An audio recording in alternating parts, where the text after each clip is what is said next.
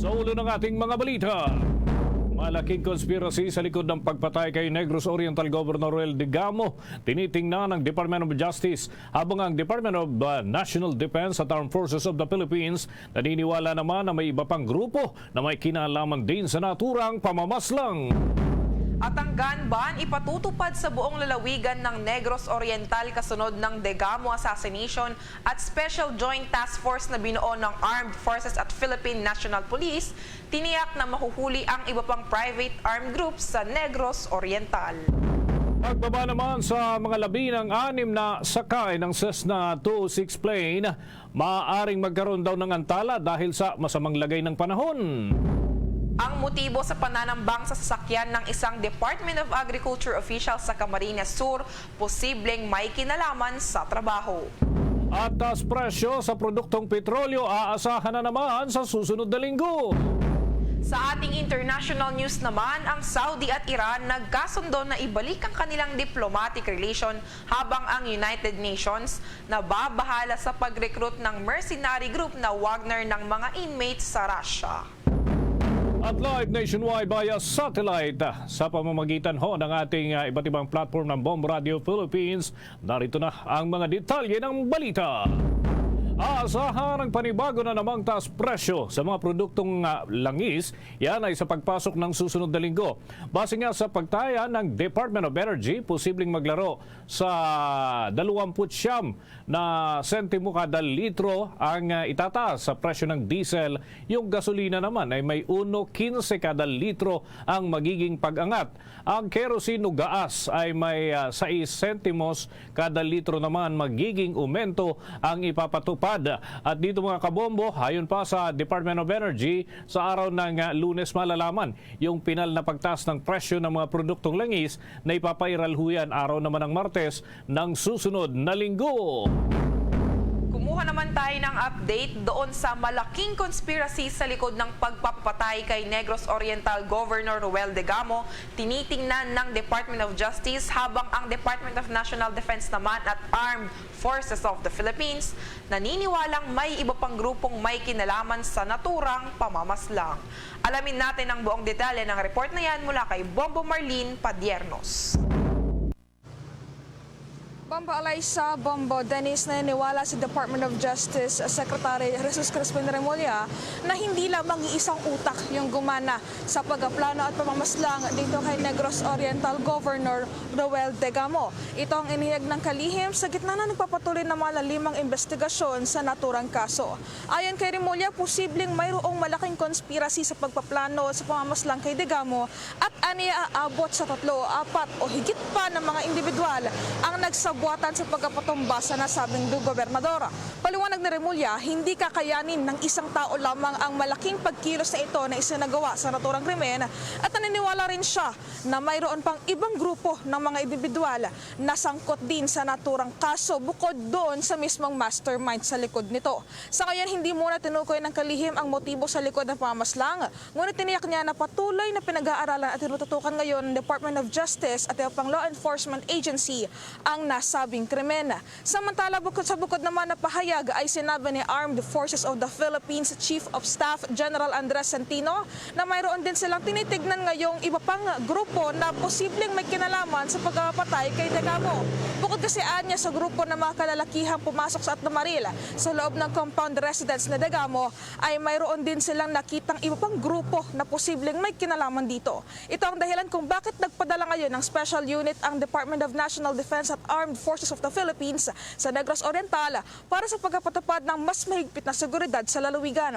Ayon naman kay Defense Secretary Carlito Galvez Jr., maraming lugar sa Negros Oriental ang kailangang masecure upang hindi makatakas ang iba pang salarin na tinutugas ngayon ng pulisya. Aniya, sa kanilang naging personal na pagbisita kasama si Pangulong Ferdinand Bongbong Marcos Jr. at gayon din iba pang mga miyembro ng kabinete sa burol ni Negros Oriental Governor Roel Digamo, ay maraming mga issue na inihayag ang mga local government units leaders doon sa nasabing lugar, pahinggil nga sa iba't ibang uri ng karahasan na nangyayari, na matagal na nangyayari doon sa lalawigan. Kaugnay niyan, narito ang bahagi ng pahayag ng Department of National Defense Secretary Carlito Galvez Jr. Nakikita natin na talagang kailangan natin cover yung maraming areas. Dahil kasi nakita natin na mga possible areas na maybe outside of Negros Oriental. So kailangan natin talaga na makordon yung areas ng buong Negros Island so that they cannot escape from the island. When we are in the wake ng Governor Digamo, maraming mga LGUs at saka marami ding mga tinatawag nating mga residents at saka yung former na talagang nagkaroon nag-sustain ng tinatawag natin ng mga abuses previously since 2019 at saka yung ibang mga tinatawag pa ng mga ibang taon pa na nakaroon sila ng tinatawag natin they suffered from the previous years. Lumalabas na po yun. And then nga, yun nga namin will help the PNP on the purpose of the investigation at saka itong mga nag-resurface na mga possible witness para mapin down natin yung tinatawag natin yung mga suspects. Yan ang bahagi ng pahayag ng Department of National Defense Secretary Carlito Galvez Jr. Kung maalala, una nang inihayag ng Department of National Defense at ng Armed Forces of the Philippines na bumuo sila ng Joint Task Force na ipapadala nga doon sa Negros Oriental para supilin na rin yung kriminalidad at yung impunity na umiiral, na sinasabing umiiral sa nasabing lalawigan. Kasunod nga yan ng pamamaslang kay Negros Oriental Governor Roel Digamo. Ayon doon sa ating datos sa nakalap, binubuo ito ng 2 brigade at 6 na batalyon na inatasan namang tumulong din sa operasyon ng Philippine National Police na tugisin ay pang mga suspect sa pagpatay sa nasabing gobernador. Bombo Dennis, Bombo Alaysa. Okay. Bombo Marlene, ang concern natin ay syempre ang tutok ay doon sa Negros Oriental. Pero syempre hindi may aalis na common naman sa ginagawa pagka may nangyari na krimen, tumataka sila. So, ano ba ang direktiba? May monitoring din ba doon sa kabuuan ng rehiyon na nakakasakop dito, Bombo Marlene, dyan sa Central Visayas? Sapagkat, syempre, maaring may mga involved na makatakbo, makaalis nung naturang probinsya, Bombo Marlene. Yes, tama ka dyan, Bombo Dennis. Actually, bukod nga dito sa Negros Oriental, ay syempre nahingin na rin ng tulong itong mga law enforcement sa iba pang mga lugar, nakarating lugar ng nasabing lalawigan para na rin bantayan yung posibleng pagtakas itong mga suspect doon sa nasabing krimen. Pero ang sabi naman dyan ni AFP Chief of Staff o Armed Forces of the Philippines Chief of Staff General Andres Centino is that before pa mabuo itong Joint Task Force ay nandoon na talaga yung mga miyembro na bubuuhin nito para magsagawa ng bukod na misyon. So ngayon, nadagdagan lamang yung kanilang misyon na bilang tugon na rin doon sa utos ni Pangulong Bongbong Marcos. And ito nga, sinasabi naman batay doon sa huling ulat na ating nakalap is that hindi pa nakakaalis ng Negros Oriental daw yung mga suspect sa naturang krimen dahil nga wala pa namang namomonitor yung iba pang mga otoridad sa iba pang sa mga karating na lalawigan na posibleng pagkakakilanlan nitong mga suspect sa nasabing pagpatay kay Governor Digamo. Bombo Dennis. With that, maraming salamat, Bombo Marlene. Live mula dito sa Department of Justice sa bahagi ng lungsod ng Maynila, ako po si Bombo Marlene Padiernos, nag-uulat para sa #1 and most trusted radio network in the country, Bombo Radio Philippines, Basta Radio. Bombo! At mamaya mga kabombo, mga ka-Star Nation, meron pa ho tayong mga update hinggil pa rin sa naturang usapin, lalo't malaking kaganapan, mga development pa rin natin tinututukan ng Bombo Radio Philippines ang kaso ho na yan ng pagpaslang kay Governor Digamo at mga follow-ups pa mga kabombo.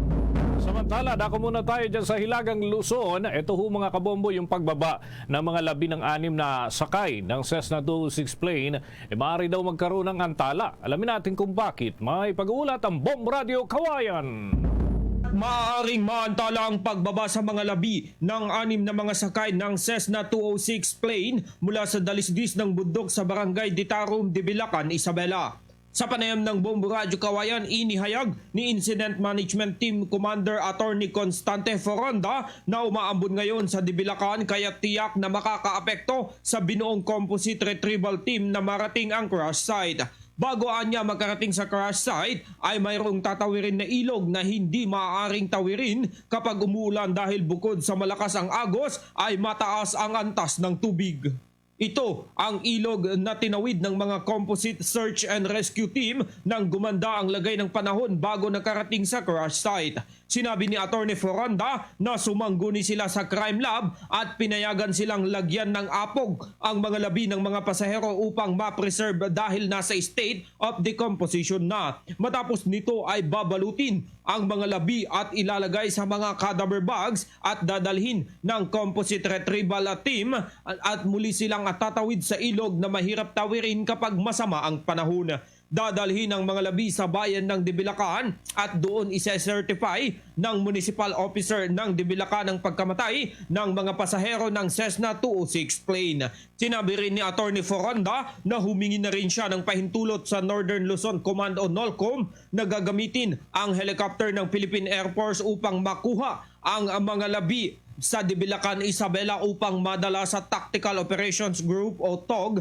dito sa lungsod ng Kawayan. Kung sakali tumaas ulit yung level ng tubig, ay siguradong madidelay yung retrieval operation dahil tatawid sila papasok dun sa crash site at tatawid din sila papalabas ng crash site. Nakibalita ako kung paano yung weather. Dahil napansin ninyo, dito sa atin medyo umaambon-ambon. Ganon din daw doon. Mas malakas pa nga lang ng konti. Makulimlim, pero sana hindi nga lumakas yung ulan para hindi na naman tumaas yung ilog. Mula rito sa Bombo Radyo Kawayan para sa Bombo Network News, ako si Bombo Cesar Galasi nag-uulat para sa #1 in most trusted radio network in the country, Bombo Radyo Philippines, Basta Radyo, Bombo! Oras natin sa buong kapuluan, mga kabombo, mga ka-Star Nation, 11 minuto na makalipas ang ikapito ng umaga. At sa dagdag pa nating balita, tinitingnan ng mga otoridad ang 6 pang tao na sangkot sa pagkamatay ng estudyante ng Adamson University na si John Matthew Salilig. Yan ay para sumuko na rin sa kinauukulan. Ayon kay Justice Secretary Jesus Crispin Remulla, may mga tao pang sangkot na nais na dumulog sa Department of Justice para naman sa naganap na hazing na ikinasawi ng naturang biktima. Naisampa na ang reklamo ng paglabag sa Anti-Hazing Act laban sa 7 miyembro ng Tau Gamma Pi Fraternity na sina Earl Anthony Romero, Tung Cheng Teng, Sandro Victorino at Michael Lambert Ritalde, Jerome Balot at Mark Pedrosa, pati na kay Daniel Perry. Ang mga suspect, mga kabombo, ay dumalo sa preliminary investigation sa opisina ng Department of Justice. Bukod sa 7 nabanggit, 5 persons of interest pa ang nasa ilalim din ng protective custody ng National Bureau of Investigation. Sa ngayon ay masusing iniimbestigahan ang patuloy na isinasagawang pag-aaral ng Department of Justice hinggil pa rin sa pananagutan ng mga may sala sa pagkamatay ni John Matthew Salilig. Sa iba pang mga balita, ang gun ban ipinatutupad sa buong lalawigan ng Negros Oriental kasunod ng Degamo assassination. May pag-uulat ang Bombo Radyo Bacolod. Bombo Eliza, naka-alerto na ang mga police station sa Negros Oriental sa pagpapatupad ng gun ban o pagbabawal sa mga sibilyan at iba pang mga individual sa paggamit o pagdala ng mga baril sa labas ng kanilang bahay. Ang gun ban ay pinatutupad ng Negros Oriental Police Provincial Office simula kahapon, kasunod ng assassination ni Governor Ruel Degamo sa kanilang bahay sa Pamplona 1 linggo na ang nakakaraan. Ayon sa NORPO, suspendido ang lahat ng permit to carry firearm outside residence sa buong lalawigan until further notice. Dahil dito, mga kasapi lang ng Philippine National Police, Armed Forces of the Philippines at iba pang law enforcement agencies na nagsasagawa ng official duties at nakasuot ng agency-prescribed uniforms lamang ang allowed na magdala ng baril. Kahapon, sa bisa ng search warrant, ni-raid ng mga otoridad ang bahay ni Negros Oriental 3rd District Representative Arnie Tieves sa Basay at Bayawan City kung saan na-recover ang isang granada, ilang mga baril at maraming bala na walang mga lisensya. Ngunit wala sa bahay ang pamilyang Teves. Sa naunang pahayag ni Teves, kinumpirma nito na marami pa ang mga unlicensed firearms ang kailangan niyang isurrender dahil ni-revoke ng Firearms and Explosives Office ng Philippine National Police ang kanyang license. Inutusan naman ni Pangulong Ferdinand Bongbong Marcos ang Department of National Defense na isuppress ang criminal activities sa buong Negros Island. Ayon kay Defense Secretary Carlito Galvez, nag-issue ng order ang Chief Executive nitong Huwebes ng gabi at nag-utos sa kanya na bigyan ng hustisya ang pamilya ng mga namatay sa Pamplona massacre, kung saan 8 mga sibilyan ang nadamay ng pinatay ng mga assassins si Degamo. Nauna nang sinabi ni Police Regional Office 7 sa pamamagitan ni Police Lieutenant Colonel Gerald Ace Apelare na may checkpoints ang mga pulis at mga sundalo sa entry at exit points sa Negros Oriental dahil naniniwala ang mga ito na hindi pa nakakalabas ang mga suspects sa lalawigan. Narito ang payag ni Defense Secretary Carlito Galvez. President Ferdinand R. Marcos Jr. gave his instruction to suppress the criminal activities and impunity in the entire island of Negros and to give justice to the families and loved ones of those who were slain in the assassination of Governor Ruel Degamo. Sabi nga niya na for the suspects, you can run, but you cannot hide. We will find you. We are announcing that for those still fugitives na nakita natin na nahandun pa, na nagtatago, sumuko na kayo dahil kasi sinasabi nga namin na you have nothing to hide. You can run but talagang hahanapin namin kayo.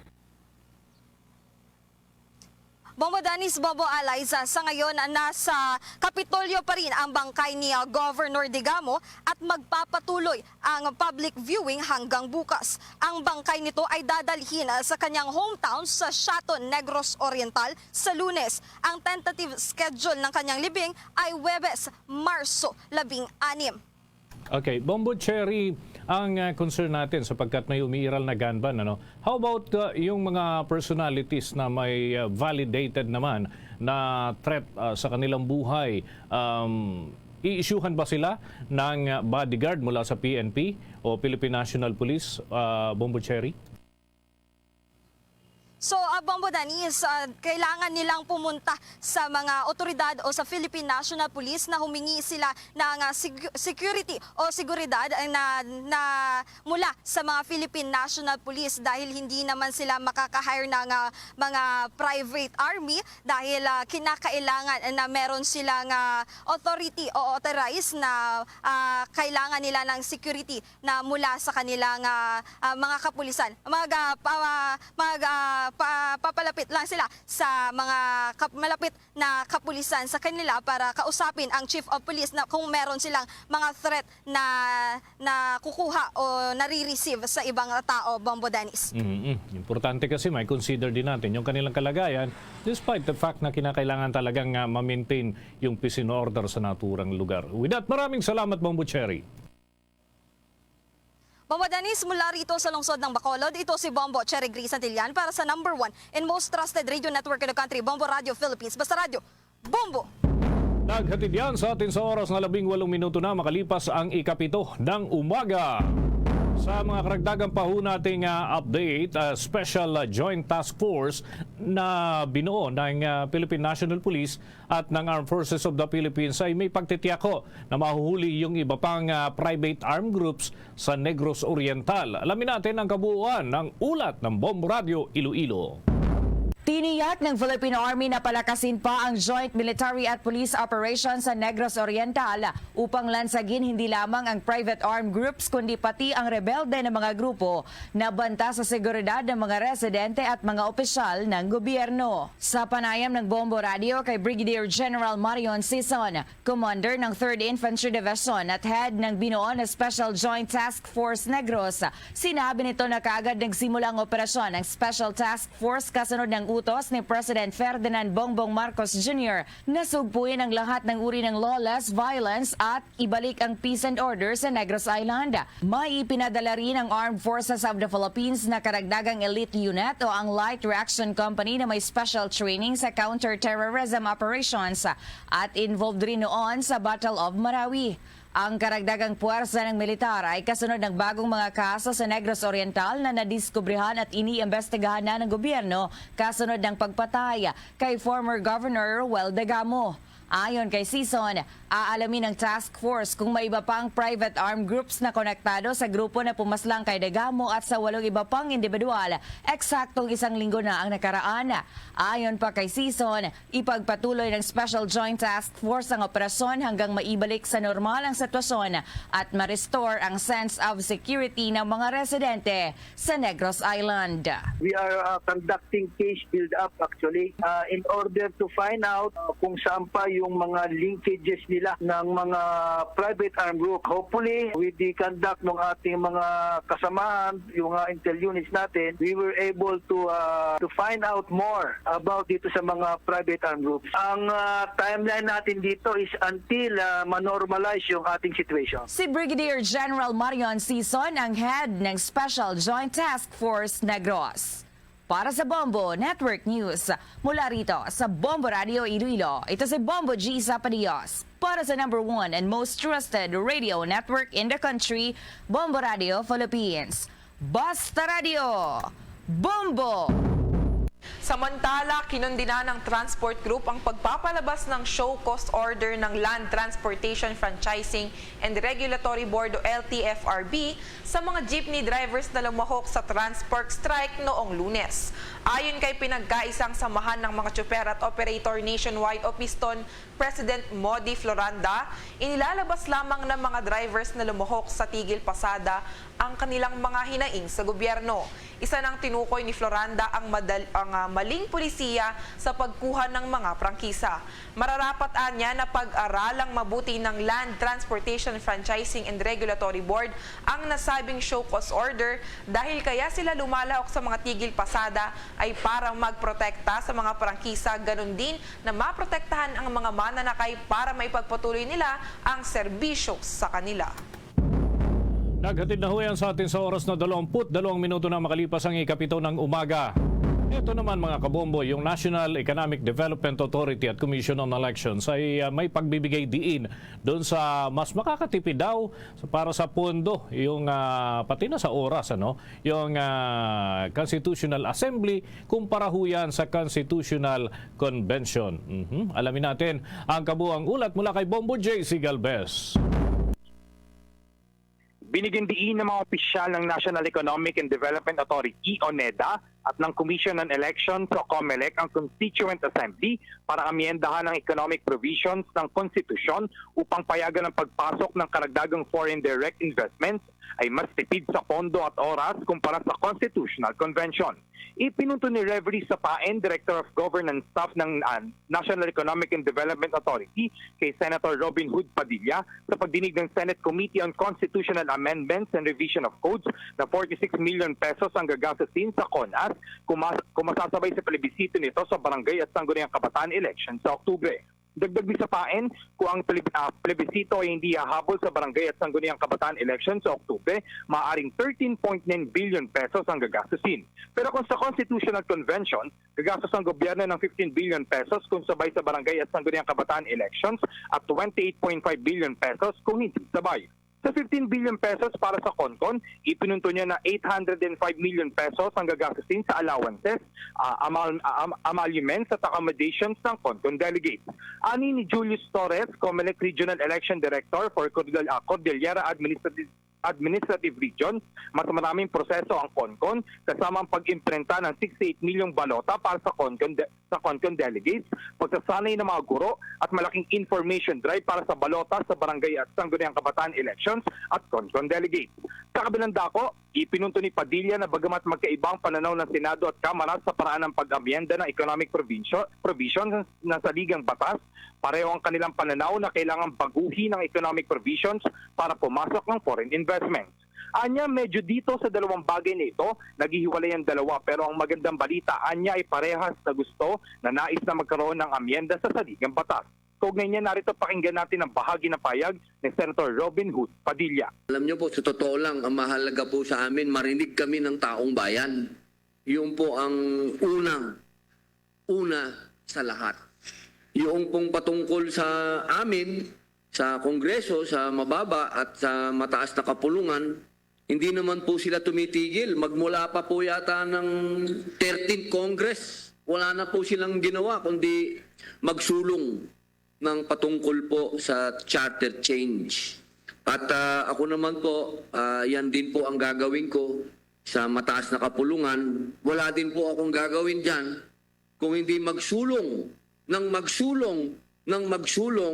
ng charter change. Dahil para po sa akin, ako po ay katulad po ng mga kapatid natin na mambabatas sa mababang kapulungan, naniniwala po kami na magkakaroon lang ng tunay na pagbabago, tunay na anyo, tunay na buhay, bagong buhay ng Pilipinas kung atin pong maamendahan ang saligang batas. At yan ang bahagi ng payag ni Senator Robin Hood Padilla. Ay naman kay Baguio City Mayor Benjamin Magalong, kailangan baguhin ang economic provisions ng saligang batas dahil luma na ang ilang provision nito. Kasama sa mga provision na dapat ma-update ang pag-aari ng lupa ng dayuhan, pag-exploit ng natural resources at pagmamayari ng public utilities. Kinakailangan na anyang buksan ng mga mata at mindset at oras na rin anya na hikayatin ng mga foreign companies na mamuhuna na mag-invest sa bansa. Dagdag naman ni dating Trade Secretary Ramon Lopez, kailangan alisin ang balakid para pumasok ang investments na mag-modernize sektor ng bansa. Para Bombo sa Bombo JC? Network Youth, yes, Bombo Dennis. Oo. Kailan yung mga susunod na consultation? Sapagkat meron initially mga regional consultations single pa rin dito sa posibleng pagpapalit ng saligang batas. So may mga nakaschedule pa ba na iba pang mga kahalintulad na aktibidad, Bombo JC? Yes, Bombo Dennis, maaring ngayong linggo, sa susunod na linggo ay magkaroon ulit ng hearing kaugnay dito sa CONCON at CONAS kasi sa ilalim, itong topic na to ay hot topic kasi sa ilalim na saligang batas. Ito kasi ang konstitusyon ay maaaring amyendahan na baguhin sa pamamagitan ng Constitutional Assembly. Ito yung tinatawag na CONAS sa pamamagitan ng boto ng 3/4 na bahagi ng lahat ng mga miyembro sa pamamagitan ng isang ito naman yung Constitutional Convention kung saan yung mga tao ay naghahalal ng mga delegado upang magmungkahi ng pagbabago at pagbabago sa konstitusyon. So maaaring magkaroon pa rin malaki ang posibilidad na magkaroon pa rin ng hearing kaugnay pa rin dito sa Constitutional Assembly at Constitutional Convention, Bombo Dennis. Sige. Maraming salamat, Bombo JC. Para sa Bombo Network News, ako si Bombo JC Galvez, nag-uulat para sa number 1 and most trusted radio network in the country, Bombo Radio Philippines. Basta Radio, Bombo. Antabayanan din mamaya mga kabombo, mga ka-Star Nation, may makakausap po tayo, opisyal ng Kamara de Representantes at alamin natin kung anong mga development naman dyan sa lower house. Hinggil pa rin sa mga nakabinbin na usapin na tinatalakay. Samantala, nakapagtala ang Pilipinas ng 184 na mga bagong kaso ng COVID-19 habang ang aktibong tali naman ay tumaas sa 9,109 mahigit 9,000 batay ho sa monitoring ng Department of Health. Ang nationwide caseload ay umakyat na ho sa 4 na milyon mahigit habang ang bilang naman ng mga aktibong kaso ay tumaas naman sa 9,000 mahigit mula sa dati nitong figure na inilabas nila. Sa nakalipas na 2 linggo, ang National Capital Region pa rin ang may pinakamataas na kaso na may 444. Sinusundan ito ng Davao Region na may 251, Calabarzon na may 208, Soc-Sargen meron hong 155 at Northern Mindanao na meron namang halos 100. Dagdag dito, iniulat din ng Department of Health ang recovery tally sa bansa ay tumaas na ho sa 4 na milyon mahigit, kung saan hindi bababa sa 6 na po ang mga bagong pasyenteng gumaling. Sa kabila ng kabilang banda, 5 bagong nasawi ang naiulat naman na nagdala ng bilang ng mga binawian ng buhay sa kabuuan po na 66,193.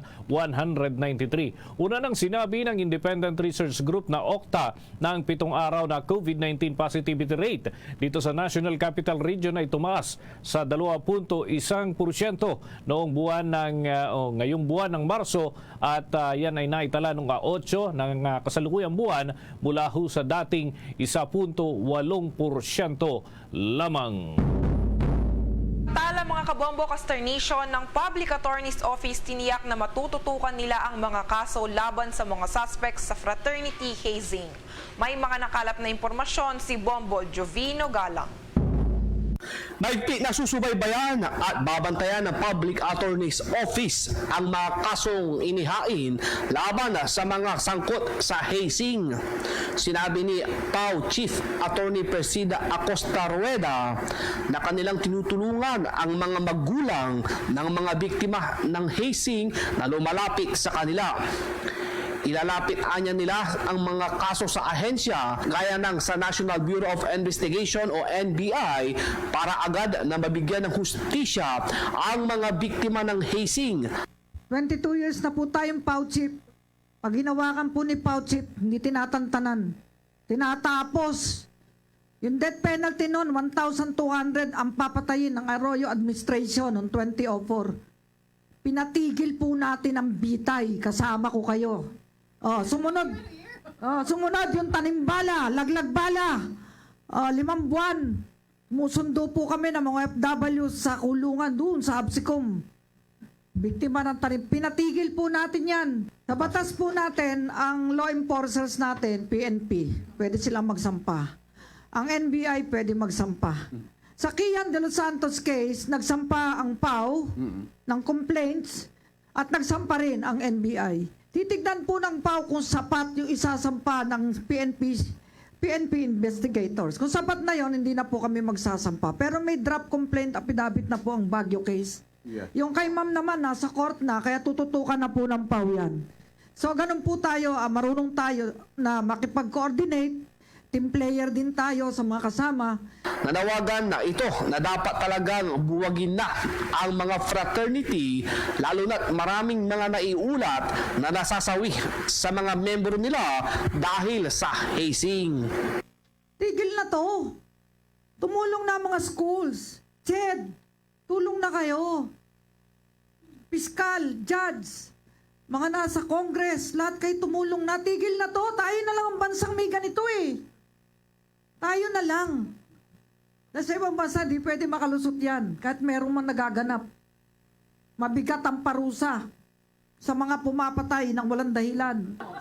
Message ko po ay ibahin ang paraan ng initiation rights. Ibahin nyo na lang. Pagandahan, pagwapuhan at patalinuhan. O kung may skills. Di ang ganda, ang saya ng Pilipinas, walang ganito. At saka ito po, trabaho lang, walang personalan. Isuko nyo na yung mga dapat nyong isuko. Kaysa kayong buo ay madamay pa lahat. Kasi yung mga opisyal, madadamay eh. Suko na. Ako si Bombo Jovino Galang para sa #1 and most trusted radio network in the country, Bombo Radio Philippines. Basta Radio Bombo! Sa ibang balita muna tayo mga kabombo, binigyang diin ni Chinese Ambassador to the Philippines Juan Cillian na ang kooperasyong militar sa pagitan ng Pilipinas at Estados Unidos ay magsasapanganib sa kapayapaan at katatagan ng rehiyon at ng bansang China. Inilabas ng Embahada ang naturang pahayag matapos na bumisita sa Pilipinas si United States Undersecretary of State Victoria Nuland at sinabing 4 na karagdagang Enhanced Defense Cooperation Agreement ang nilagdaan para naman dito sa ilan pang sites na magdadala naman sa mga oportunidad sa ekonomiya at trabaho sa Pilipinas. Nauna nang tinanong ni Nuland kung ang mga pangako ng China ay nakabuo ng trabaho sa Pilipinas. Gayunman, binanggit ng China na humigit kumulang 4 na pong government-to-government cooperation projects ang nagawa na o kasalukuyang isinasagawa sa Pilipinas. Sinabi pa nito ng state visit ni Pangulong Ferdinand Marcos Jr. sa China, ito'y nangyari noong Enero ay nagresulta naman sa 14 na intergovernmental cooperation deals. Sa pagbanggit naman sa data ng Pilipinas, sinabi ng China na nilagdaan ng Manila at Beijing ang kasunduan ng kanilang intensyon ng pamumuhunan at kalakalan na nagkakalaga po ng $22.8 billion at ang mga procurement plans na nagkakahalaga naman ng $2.1 bilyong dolyar sa record ng naturang embahada. Kumuha naman tayo ng update sa presyo ng ilang mga gulay sa merkado dahil apektado na ito dahil sa andap o frost sa Benguet. At ibang-ibang mga supplier naman, walang pagtaas ng presyo. May pag-uulat si Bombo Aika Nunez. Bahagyang tumaas ang presyo ng ilang gulay sa merkado, bunsod nga ng pagkasira ng mga ito sa Benguet dahil sa andap o frost. Ang broccoli, patatas at carrots, 40 pesos ang itinaas. Ang pechay bagyo naman ay 30 pesos samantalang 10 pesos naman ang itinaas ng lettuce. Ayon kay Mary Grace Ramos, 10 taon nang umano ang presyo ng carrots at patatas. So ngayon, pakinggan natin ang kanyang naging pahayag. Presyo ng gulay natin ngayon, hindi pare-parehas. Merong mababa, meron ding mataas. Katulad ng patatas, mataas ngayon. Saka yung carrots, biglang tumaas din. Ang repolyo, okay lang, mababa ang presyo niya. Ang repolyo, pumapatak ngayon sa 50 ang kilo. Ang patatas naman, 100 ang kilo. Carrots, 80 ang kilo. Sa sobrang lamig daw po sa Benguet, lumamig, nagiyelo daw yung mga doon, mga pananimba, mga gulay, ganun. Doon ang gagaling yan. Sa pagtitinda ng gulay, hindi nauubos yan. Talagang may natitira siyempre kasi ang iba mahal. Ang iba naman mababa. Depende sa ng gulay. Ang Benguet ay isa sa major vegetable producers ng bansa, kaya malaki ang epekto ng pagkasira ng mga gulay doon sa presyo sa mga merkado. Ngayong linggo ay nararanasan ang andap o frost sa Benguet. Bumababa sa halos 60 degrees Celsius ang temperatura sa nasabing lugar. Samantala, ayon naman kay Virgie Rivera, isa ring tindera, ang presyo ay depende pa rin sa lokasyon ng supplier. Ang kanilang mga paninda, wala naman umanong gaanong pagtaas sa presyo ng mga gulay. Sa ngayon, marami pa rin naman raw ang bumibili sa kanilang mga paninda. Narito naman ang kanyang naging pahayag. Depende kasi sa supply sa Divisoria eh. Talong, sitaw, sigarilyas, nagtaas. Ang mababang gulay is pichay. 25 per kilo. 90, patatas 90 per kilo sa dito. Sa Yuti, 35 per kilo, patatas 90. Pichay bagyo, pwede sa 50, 60 pwede rin. Bukod sa Benguet, ang ilan pa sa mga supplier ng gulay ay at Nueva Ecija. Para sa Bombo Network News, Bombo Aika Nunez, nag-uulat para sa #1 and most trusted radio network in the country. Bombo Radio Philippines. Basta Radio. Bombo. Ayan, bumabagsak pala ng hanggang 6 degrees Celsius yung temperatura. Napakalamig ho niyan at makakapekto talaga sa mga halaman. Samantala, sa iba nating mga balita, naghahanda na ang Bureau of Immigration sa inaasahang pagbuhos ng mga biyahero na mangyayari sa darating na Semana Santa. Ayon sa Immigration Bureau na tinatayang aabot ito sa mahigit 20,000 passengers ang darating sa panahon ng Semana Santa sa susunod na buwan. Sa kasalukuyan mga kabombo ay mayroon ng 30,000 na mga biyahero ang kanilang naitala at may posibilidad na umabot pa ito ng 50,000 kada araw. Una nang nagpatupad ang Immigration Bureau ng kautusan ng pagbabawal sa kanilang mga kawani na mag-leave o kaya ay magbakasyon dahil naman sa posibilidad ng paglobo ng mga biyahero dito sa ating bansa. Sa iba pang mga balita, inanunsyo ng Bureau of Fisheries and Aquatic Resources o BIFAR na 4 na coastal areas ang nakitang positibo sa paralytic shellfish poison o toxic red tide na lampas na sa regulatory limit. Ayon sa Bureau of Fisheries and Aquatic Resources, ang lahat ng uri ng shellfish at asetes na kilala rin bilang alamang na nakukuha mula sa mga sumusunod na lugar ay hindi ligtas para sa pagkonsumo ng pagkain. Kabilang dito ang baybaying tubig ng Milagros sa Masbate, baybayin ng Dawis at Tagbiliran City sa Bohol, Dumangkilias Bay sa Zamboanga del Sur at Lianga Bay naman sa Surigao del Sur. Ang mga isda pusit, hipon at alimango naman ay ligtas para sa pagkain ng tao basta't ang mga ito ay sariwa at hugasan ng maigi bago lutuin ayon sa kawanihan. Una na nga rito, sinabi ng Bureau of Fisheries and Aquatic Resources o BIFAR na ang San Pedro Bay sa Samar ay hindi na apektado ng naturang nakakalason na red tide.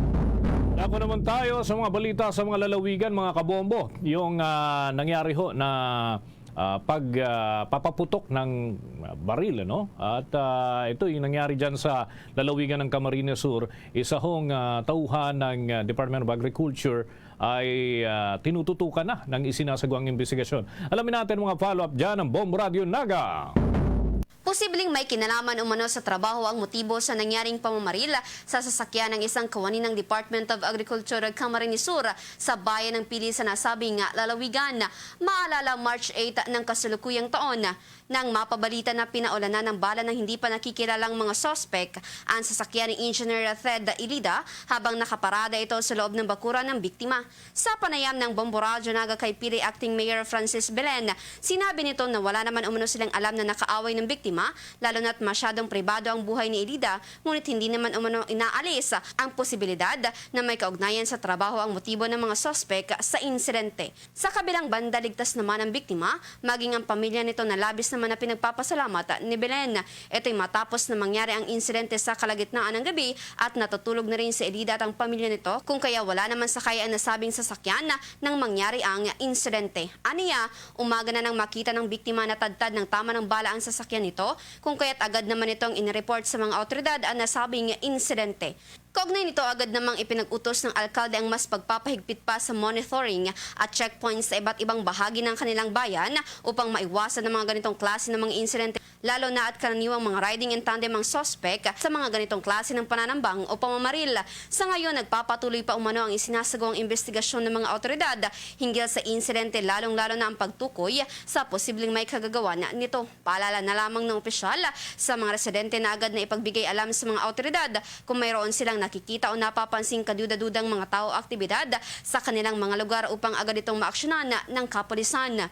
Kaugnay niya na pakinggan natin ang tinig ni Acting Mayor Francis Belen. Report kasi is parang doon lang sa bahay na parang gabi or late in the evening na or mag-uumaga nangyari yung insidente. Safe naman po yung biktima na si Engineer Ted Ilida. Safe naman siya kasi parang tulog man sila ata sa bahay nila nang maganap yung insidente at napansin nila kinaumagaan pagising na meron ng mga tama ng bala yung sasakyan ni Engineer Ted na kung saan inireport niya ito agad sa police doon sa lead ng investigation ng PNP is parang connected ata sa trabaho ni Engineer Ted.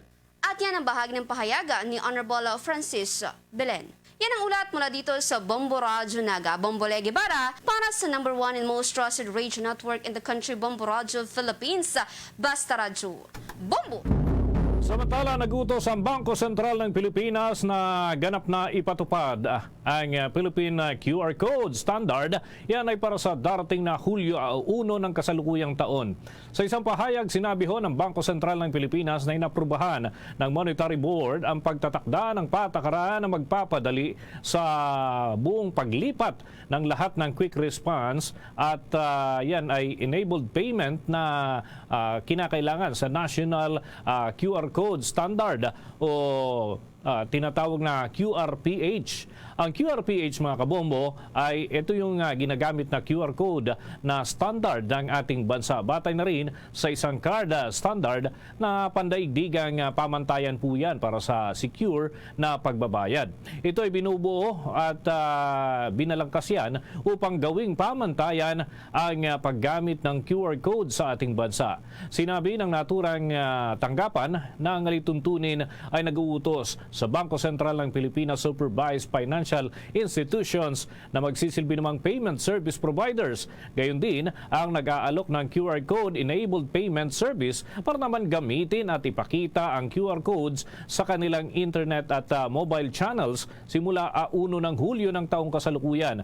Giit pa ng Bangko Sentral na ang mga lituntunin ay inilabas po sa pamamagitan ng isang memorandum na magbibigay naman para sa paglipat doon sa mga non-QR code PH para sa mga serbisyo sa electronic payment sa QRPH standard bago naman ang naturang petsa. Sa iba pang mga balita, iginiit ni Senate Minority Leader Aquilino Coco Pimentel III na dapat may managot sa naganap na airspace shutdown ng Pilipinas noong Enero 1. Ginawa ng mambabatas ang pahayag matapos na hindi isama sa Senate Public Service Committee ang anumang rekomendasyon na magsampa ng mga kasong kriminal o administratibo laban sa sinumang opisyal o empleyado sa ulat nito sa pagsisiyasat sa air traffic fiasco noong araw ng bagong taon.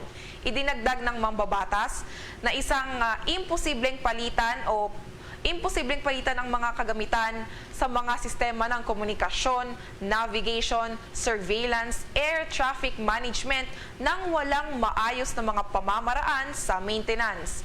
Kamakailan, pinangunahan ni Senator Grace Poe ang committee report sa January 1 airspace shutdown investigation na ginanap ng Senate Public Services Committee. Sa ulat nito, ibinukod ng komite ang sabotage at cyber attack at iniugnay ang naturang insidente sa pagkawala ng kuryente dahil sa ilang mga aberya sa kagamitan bago at sa panahon ng insidente. Partikular na ang circuit breaker at ang automatic voltage regulator. Una nang natuklasan ng mga mambabatas na wala umanong wastong pagsasanay sa mga tauhan at kakulangan ng mga electrical engineers na susubaybay sa sistema ng air navigation ng naturang paliparan.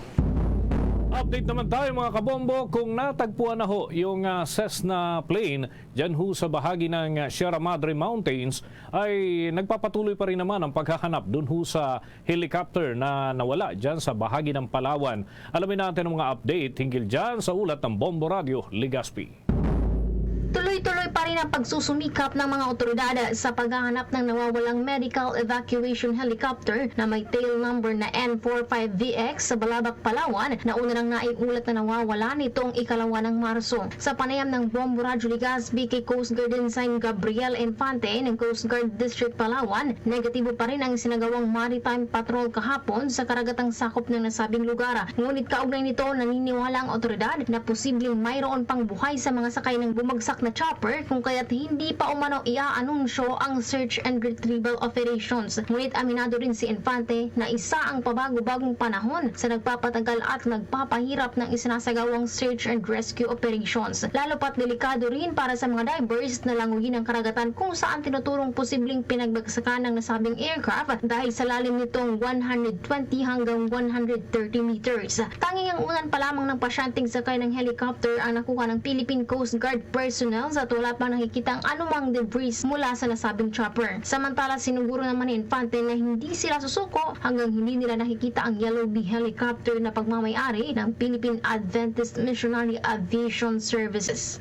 Patuloy pa rin po yung efforts ng Coast Guard kasama yung Westcom, NAVFOR West at iba pong ahensya, government units dun sa Balabac po. Patuloy po yung efforts sa paghahanap po. Ma'am, nag-conduct po ng maritime patrol ang ating personnel ng Coast Guard Station Southwestern Palawan. Doon po sa vicinity waters ng Onok Island. Yun nga po, hoping pa din po talaga tayo na mahanap ng buhay po itong mga passenger po ng helicopter. Yan ang ulat mula dito sa Bombo Radio Legazpi para sa Bombo Network News. Bombo Leslie Binding para sa number 1 and most trusted radio network in the country, Bombo Radio Philippines. Basta Radio, Bombo! 48 minuto na makalipas ang ikapito ng umaga. Doon sa South Cotabato, yung isang municipal councilor na aresto raw ng pulisya dahil sa kasong rape. May pag-ulat ang Bombo Radio, Johnson. Naaresto ng mga pulis sa lungsod ng General Santos si Municipal Councilor June Seneca ng Tantangan, South Cotabato dahil sa wanted sa kasong rape at sexual abuse.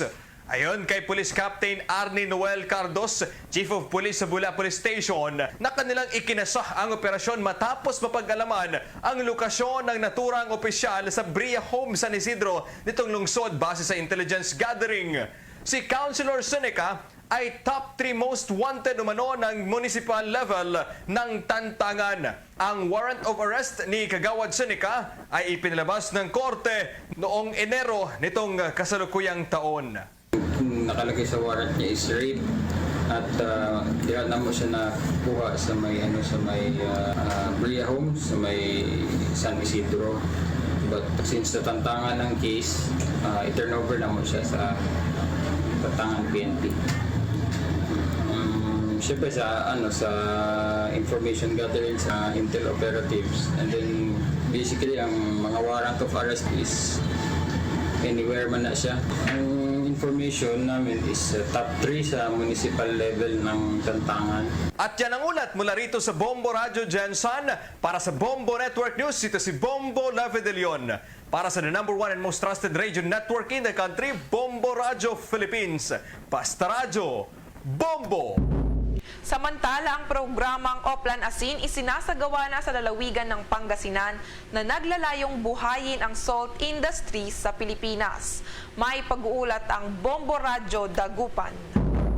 Isinagawa ang formal na paglulunsad ng programang Oplan Asin sa pangunguna ng Department of Agriculture, Bureau of Fisheries and Aquatic Resources sa bayan ng Dasol sa lalawigan ng Pangasinan. Sa naging panayam ng Bombo Radio Dagupan kay DAB for Region 1 and Regional Director Rosario Segundina Gerlan, ang naturang programa ay naglalayong buhayin at pasiglahin ang salt industry sa bansa sa pamamagitan ng pagtugon sa mga pangangailangan at solusyon sa mga daing at suliranin ng bawat salt farmers at salt makers. Naganap ang pakikipagdialogo ng mga salt farmers sa mga unang araw ng pagsasagawa ng naturang aktibidad at ilang stakeholders na kung saan idinitalye ng bawat salt makers at salt farmers ang kanilang iba't ibang mga daing at kinakaharap na problema. Isang aniyang napakalaking bagay ang naging suporta sa naturang programa bilang ang asin ay isa sa pinakamalaking industriya sa bansa. Hindi lamang sa aspeto ng pagkain at kasangkapan,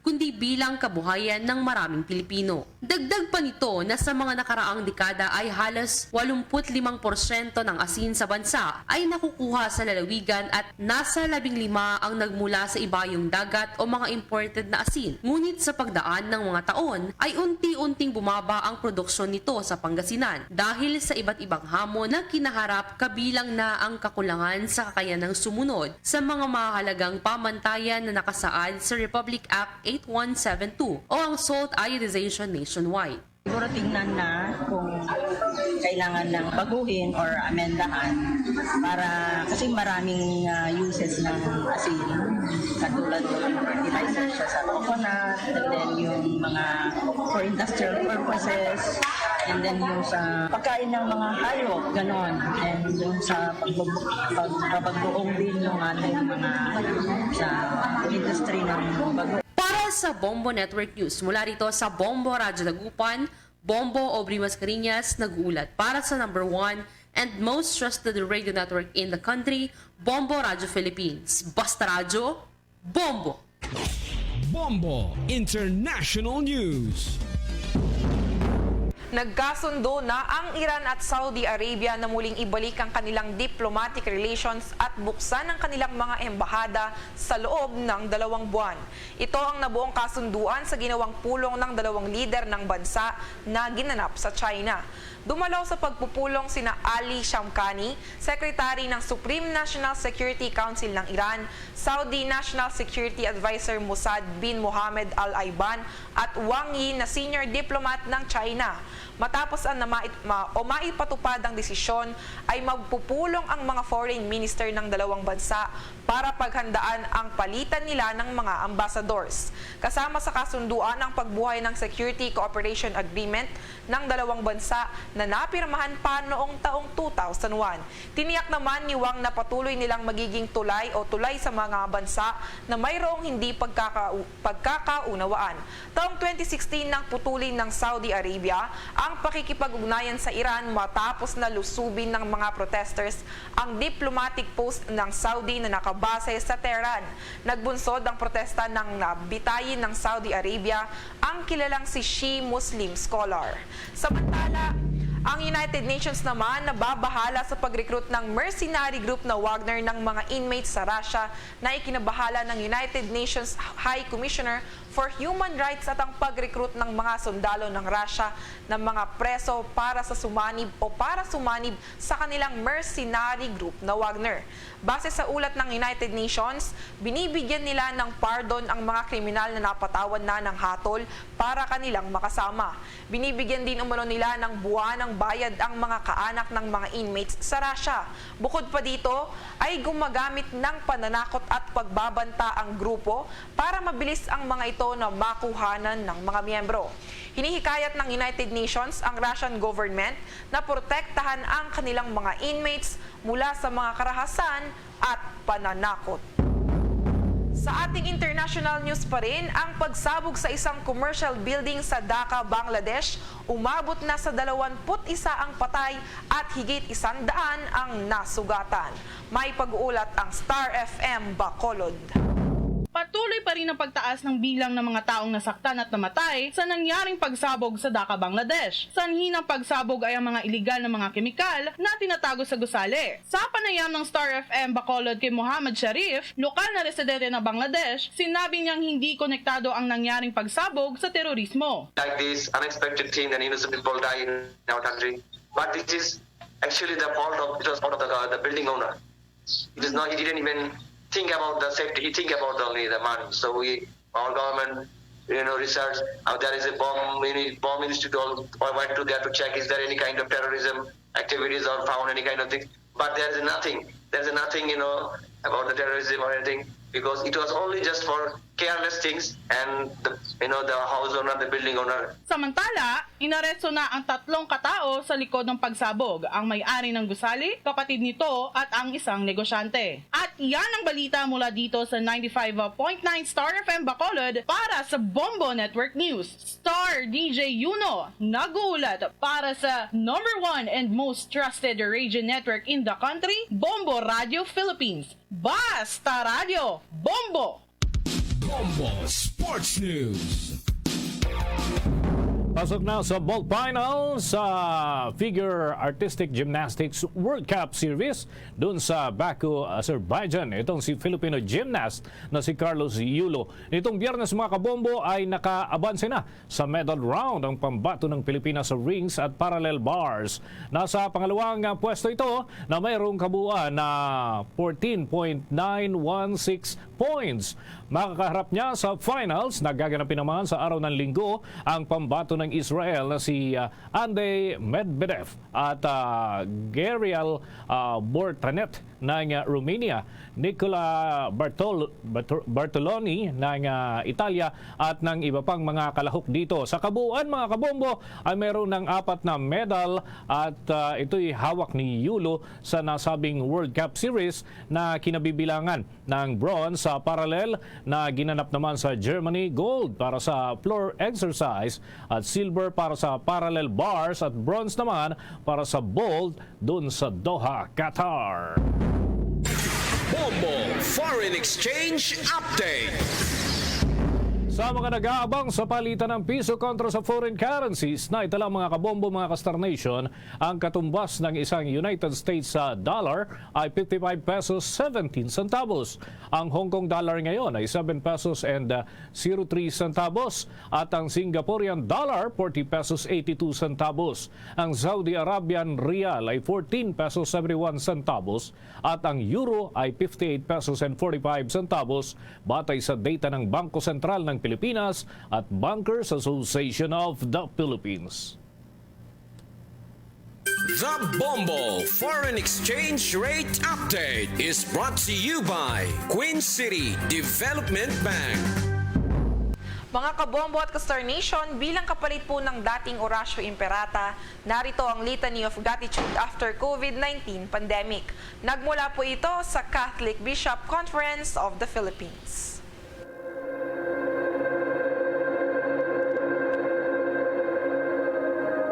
Let us approach the Lord who makes all things new, for all the blessings and graces we received during the COVID pandemic. After every petition, let us say together, Thanks be to God. for reminding us the fragility of life, shielding us when no one else dared to shelter us, and opening our minds to what is really essential. Let us thank the Lord. Thanks be to God. For allowing us to connect with one another with faith and love, despite the isolation that sickness had imposed on us. Let us thank the Lord. Thanks be to God. For the heroic kindness of those who provided us with scientific, social, and spiritual help, when doing so was both risky and life-threatening for them. Let us thank the Lord. Thanks be to God. For the gift of the newly discovered medicines and vaccines to combat the virus and the wonder of natural immunity. Let us thank the Lord. Thanks be to God. For the gift of assuring presence when we were anxious and distressed, depressed and lonely, and impatient during the pandemic. Let us thank the Lord. Thanks be to God. Let us pray. Loving God, no thought of ours is unknown to you. No tear we shed is unimportant to you. No joy we celebrate is alien to you. You entered our world of sickness, suffering, and death, and you know the fears we face. Accept our thanksgiving for your provident love during the COVID-19 pandemic. As you wept at the death of Lazarus, breathe the breath of life everlasting on all those who died from the coronavirus. You have turned our fears into joy, and for this we thank and praise you. To you be glory now and forever. Mary, help of Christians. Pray for us. Saint Michael, the Archangel. Pray for us. San Roque. Pray for us.